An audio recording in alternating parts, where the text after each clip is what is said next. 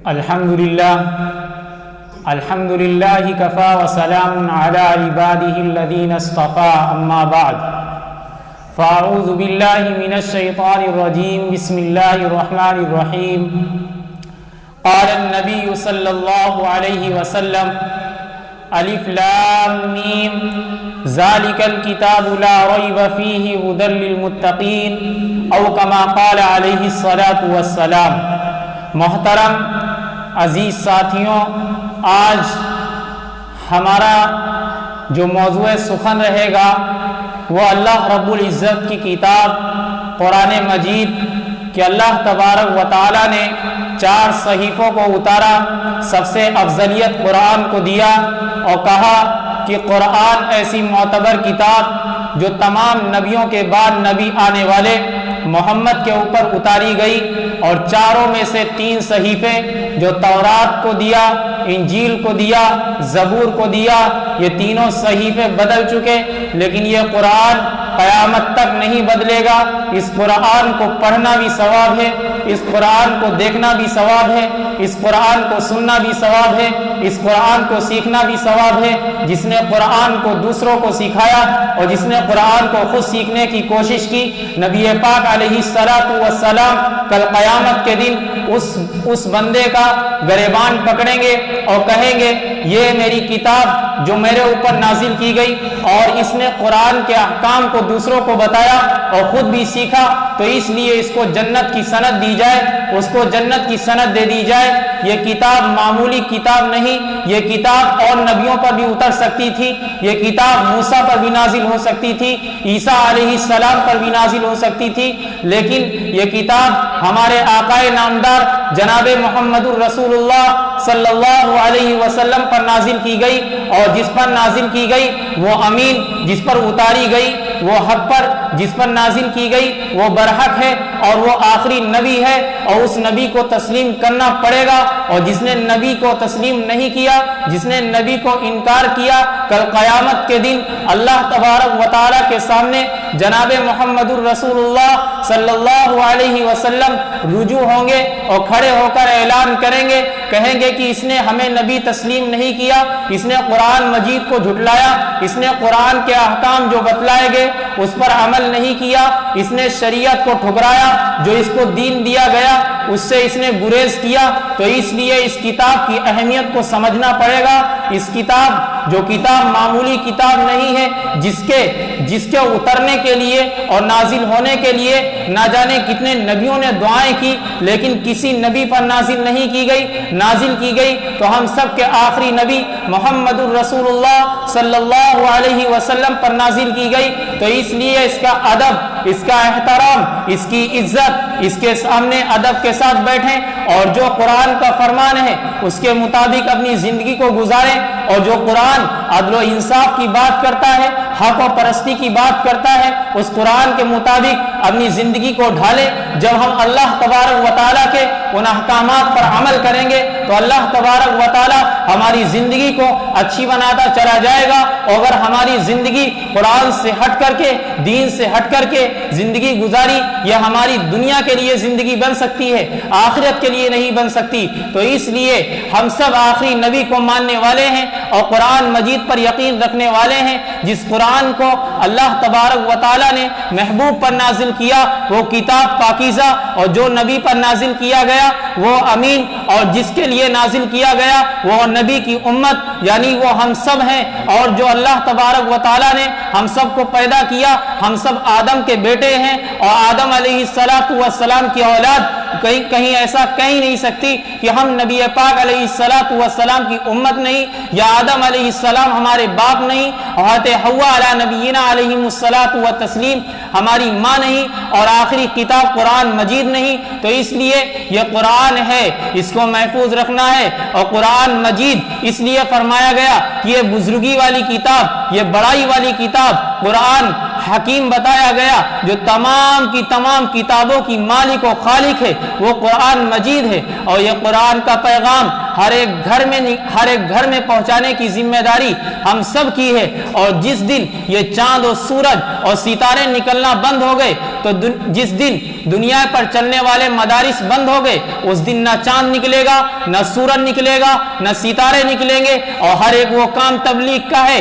جو دین سے جڑا ہو، جو قرآن سے وابستہ ہو، بچے مدارس کے اندر پڑھنے والے ہوں، قرآن مجید کو سیکھنے والے ہوں، یہ بھی تبلیغ کا کام ہے، یہ تبلیغ کا بڑھ چڑھ کے کام ہے۔ جو بیچارے تہجد کے وقت میں اٹھتے ہیں، اٹھ کر کے روتے ہیں اور نمازیں ادا کرتے ہیں، بتائیے ان سے زیادہ کیا قربانی ہم دے سکتے ہیں؟ نہیں دے سکتے۔ 5 وقت وہ نماز پڑھتے ہیں اور نہیں اٹھے تو استاد محترم ان کو پیٹتے ہیں، مارتے ہیں اور کہتے ہیں چلو نماز کے لیے۔ بتائیے ان سے زیادہ قربانی اور مجاہدہ کر سکتے ہیں وہ بچے جو مدرسے کے اندر سوکھی روٹیاں کھاتے ہیں قرآن کو سیکھنے کے لیے؟ کیا ہم ایسا فاقہ کر سکتے ہیں؟ نہیں کر سکتے۔ وہ طالب علم جو مدارس کے اندر رہتے ہیں، راتوں کو اٹھ کر کے بیت الخلا کی صفائی کرتے ہیں، کیا ہم یہ تبلیغ کا کام کر سکتے ہیں؟ نہیں کر سکتے۔ وہ طالب علم جو مدارس کے اندر رہتے ہیں، استاد ڈانٹتا ہے، ڈپٹتا ہے، ان کی عزت کرتا ہے، ان کے ادب و احترام کرتا ہے، وہ بچہ آگے چل کر کے اس طریقے سے چمکتا ہے کہ دنیا اس کو عزت سے نوازتی ہے، اور اللہ تبارک و تعالی اس کے لیے کل قیامت کے دن جنت کے اندر محلہ 2 محلہ تیار کر کے دلوائے گا۔ وہ طالب علم جو مدارس کے اندر رہ کر قرآن کو سیکھتا ہے، اور جو چھوٹے بچے ہوتے ہیں، کمزور کلاس کے بچے ہوتے ہیں، ان کو سکھاتا ہے، کیا ایسی ہم قربانی دے سکتے ہیں؟ نہیں۔ آج ہمارے اندر تو یہ ہے، ہم نے کلمہ سیکھ لیا اور لوگوں کے سامنے گئے، تکبرانہ انداز سے گئے، زمین پر اکڑ کر گئے اور کہا نہیں ہم تو بہت بڑے ماسٹر بن چکے ہیں قرآنی تعلیمات کے اور تبلیغی کام کے۔ اگر ہمارے اندر یہ تکبر ہے، ہمارے اندر بڑائی ہے اور ہمارے اندر بزدلانہ حرکت ہے، تو یاد رکھیے یہ بزدلانہ حرکت کل قیامت کے دن ہم میں سے اگر کسی کے اندر ہے نکل جائے گی۔ اور یہ کتاب اللہ جو بچے صبح اور شام اور 5 وقت قرآن کی تلاوت مدارس کے اندر کرتے ہیں، تو یہ مدارس اسی نسبت سے چل رہے ہیں، اور جس دن یہ مدارس مٹ گئے اس دن نہ چاند نکلے گا، نہ سورج نکلے گا، اور نہ آسمان پر چمکتے مہکتے ستارے نکلیں گے، اور اس وقت میں ہم دعائیں کریں گے، ہماری دعائیں رد ہوں گی اور قبول نہیں ہوں گی۔ اصل تبلیغ کا کام جو ہے یہ مدارس سے پہنچا ہے۔ حضرت مولانا الیاس رحمت اللہ علیہ کاندلہ یہ بھی مدارس کے پڑھنے والے تھے، یہ بھی مدرسے سے پڑھ کر نکلنے والے تھے، لیکن تبلیغ کا کام شروع کیا، کلمہ لا الہ الا اللہ کا ڈنکا سارے عالم میں بچایا۔ آج ان تک بھی یہ کلمہ پہنچ چکا ہے جو اپنے جسم کو فراموش کرتی ہیں، اپنے جسم کے ساتھ کھلواڑ کرتی ہیں، اپنے جسم کو بیچنے پر مجبور ہوتی ہیں۔ وہاں پر بھی ملیشیا کے اندر وہ ایک مولانا صاحب جو تبلیغ کا کام کر رہے ہیں، قرآن کی باتیں بتا رہے ہیں، اور جا کر کے ایسی جگہ گئے جہاں پر وہ عورتیں، وہ بہنیں اپنے جسم کی عزت کو پامال کر رہی تھی، اپنی عزت کو بیچ رہی تھی، اپنے جسم کے ساتھ کھلواڑ کر رہی تھی۔ مولانا نے کہا 5 منٹ مجھے دے دیجئے، 5 منٹ دیا، وہ ساری عورتیں بیٹھ گئیں، اور مولانا نے کہا اب یہ بتائیے کیا آپ قرآن کو مانتی ہیں؟ عورتوں نے کہا ہاں مانتی ہوں۔ کہا کہ آپ نماز کو مانتی ہے؟ کہا ہاں مانتی ہوں۔ اور پوچھا کہ آپ اللہ کو مانتی ہو؟ کہا ہاں مانتے ہیں۔ تو کہا یہ بتاؤ کل قیامت کے دن کیا آپ سے نماز کے بارے میں، آپ کی جوانی کے بارے میں، آپ کی عزت کے بارے میں، اور آپ جو جسم کو فراموش کر رہی ہو، جسم کے ساتھ کھلواڑ کر رہی ہو، کیا اس کے بارے میں آپ سے کل قیامت میں نہیں پوچھا جائے گا؟ ان کے آنکھوں سے آنسو جاری ہو جاتے ہیں اور وہ بیچاری رونا شروع کر دیتی ہیں، اور ان کے ہاتھ پر کلمہ پڑھتی ہیں اور کہتی ہیں کہ آج سے میں توبہ و استغفار کرتی ہوں اور انشاءاللہ آئندہ ایسی کبھی خطا نہیں کروں گی، اپنے جسم کے ساتھ کھلواڑ نہیں کروں گی۔ تو اس لیے ہم سب جس نبی کو ماننے والے ہیں اس نبی کی اتباع اور فرما برداری کریں، اس نبی پر کتاب نازل کی گئی اس کے مطابق اپنی زندگی کو گزاریں۔ جب ہم کتاب کے مطابق اپنی زندگی کو گزاریں گے اور دوسرے بھی نام لیں گے کہ ہاں یہ اچھے اخلاق، اچھے کردار، اچھے فعل والا ہے، تو تبلیغ کا اصل کام جو ہے وہ مدارس سے نکلا ہوا ہے۔ اور مولانا الیاس بھی مدارس کے پڑھے ہوئے، حضرت مولانا حسین احمد مدنی بھی مدارس کے پڑھے ہوئے، شیخ زکریا کاندھلا وہ بھی مدارس کے پڑھے ہوئے، شیخ یونس صاحب پالن پوری وہ بھی مدارس کے پڑھے ہوئے۔ کیا یہ تبلیغ کا کام نہیں؟ لیکن تبلیغ کا کام اصل مقصد ہم نے یہ سمجھ رکھا ہے کہ چلہ 4 महीना, और ये तकरीर हम YouTube पर डालेंगे।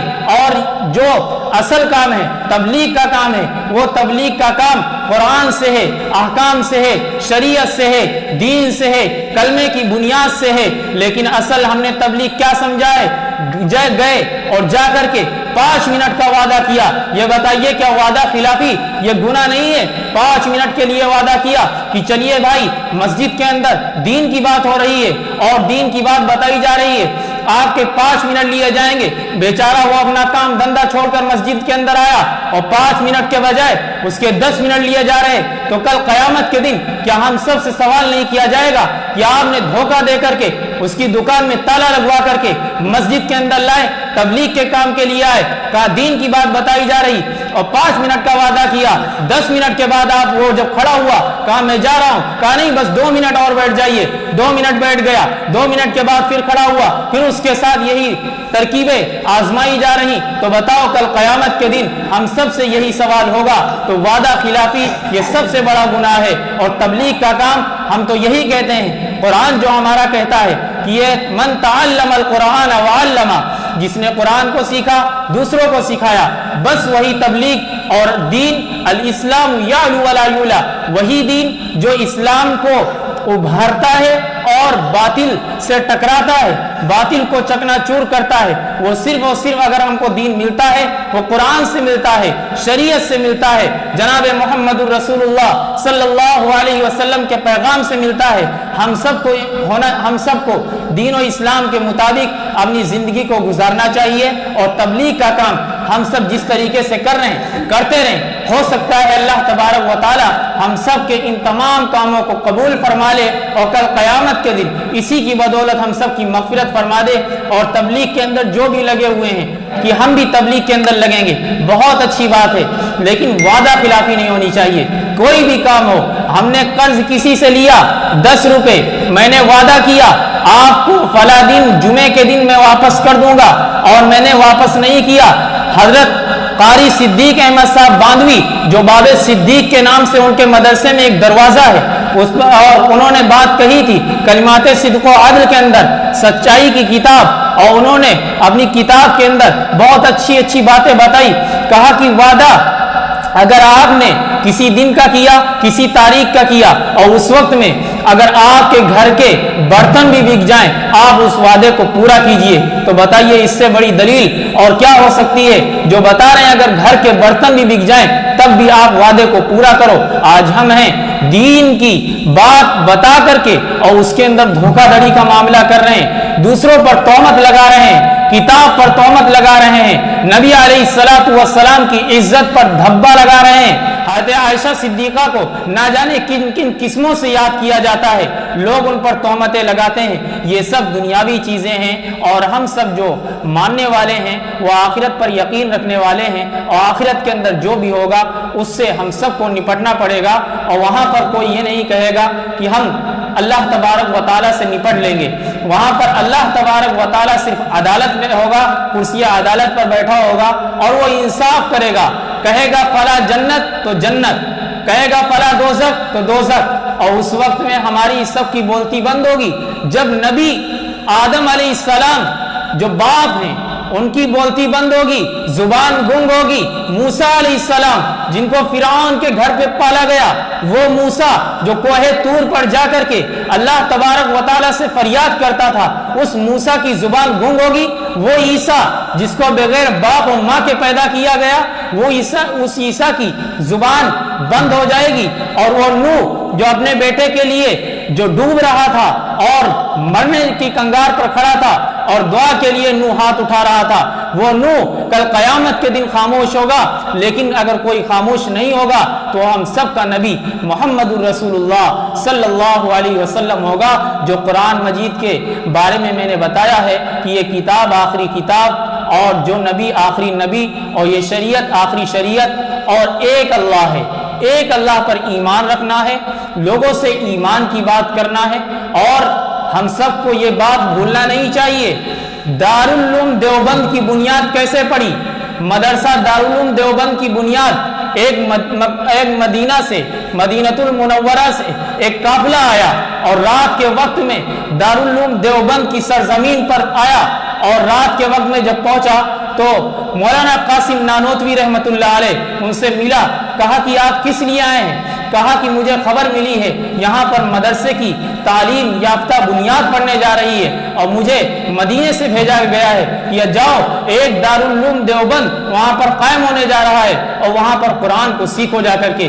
جب وہ قافلہ دیوبند کی سرزمین پر آتا ہے تو مولانا قاسم نانوتوی رحمۃ اللہ علیہ کا دل اور مضبوط ہوتا ہے اور وہ بنیاد دارالعلوم دیوبند کے نام سے رکھتے ہیں، اور اس کے بعد یکے بعد دیگرے اس کی شاخ بشاخ بڑھتی گئی، اور نہ جانے اپنے اتر پردیش کے اندر کتنے مدارس قائم ہیں، اور وہ چل رہے ہیں اور چلتے رہیں گے۔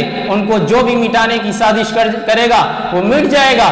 یہ چھوٹے مدارس تو بند کر سکتے ہیں، لیکن دارالعلوم دیوبند جیسے مدارس، جس کو اتر پردیش کی سرکار کی پولیس نے جب جانچ کی اور گندم و گیہوں کے حجرے میں گئی اور جا کر کے وہاں پر جانچ کیا تو گندم اور گیہوں کا ایک دانہ اور اناج نظر نہ آیا۔ اس کے بعد جب مولانا ان کو ناشتہ اور پانی کرایا اور اس کے بعد کہا چلیے سر، جب گئے جا کر دیکھتے ہیں تو جہاں تک ان کی نظر جاتی ہے وہاں تک گندم ہی گندم نظر آتا ہے، اور کہتے ہیں کہ ایک وقت میں 2 کنٹل یا 3 کنٹل آٹے کی روٹیاں بنتی ہیں، تو جانیے سبزی بھی کتنی بنتی ہوگی، خرچ کتنا آتا ہوگا۔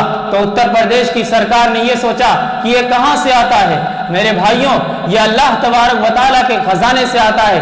نہ کل پتہ کر سکے تم، نہ آج پتہ کر سکو گے، اور انشاءاللہ قیامت تک دارالعلوم دیوبند چلتا رہا ہے اور چلتا رہے گا۔ اس کے اوپر جس نے شک کیا وہ مٹ گیا، اور شک کرنے والے بھی مٹ جائیں گے، اور جو راہ راست سے بھٹک گئے اور ہدایت کے راستے کو چھوڑ دیا، اللہ تبارک و تعالیٰ ان کو بھی نیست و نابود کرے گا۔ اور دعا کریے اللہ تبارک و تعالیٰ یہ جو ظالم حکمران کرسیہ عدالت پر بیٹھے ہیں ان کو بھی ہدایت نصیب فرمائے، اور کرسی پر بیٹھ کر کے لاچار اور مجبور اور نہتے لوگوں پر ظلم و تشدد کر رہے ہیں، اللہ تبارک و تعالیٰ ان کو بھی ہدایت نصیب فرمائے، ورنہ ان کو بھی کرسی کا حساب دینا پڑے گا، اور اس وقت میں یہ ہائے ہائے کریں گے، اور اللہ تبارک و تعالیٰ کہے گا اس وقت میں اگر ہائے ہائے کرتے تو تمہاری ہائے ہائے یہ سن لیتا، لیکن اب ہائے ہائے یہ نہیں سنی جائے گی۔ تو اس لیے ہم سب فکر کریں، اپنی کتاب جو ہماری کتاب قرآن مجید ہے اس کی عزت کریں، اور جو بتایا گیا کہ قرآن کو سیکھیں، دوسروں کو سکھائیں۔ اور قرآن یہ معمولی کتاب نہیں ہے، یہ بہت بڑی اللہ تبارک و تعالیٰ کی کتاب ہے، جو 30 پارے اس کے اندر نازل کیے گئے، اور یہ 30 پاروں پر ہم سب کا یقین ہے یہ حق ہے اور سچ ہے۔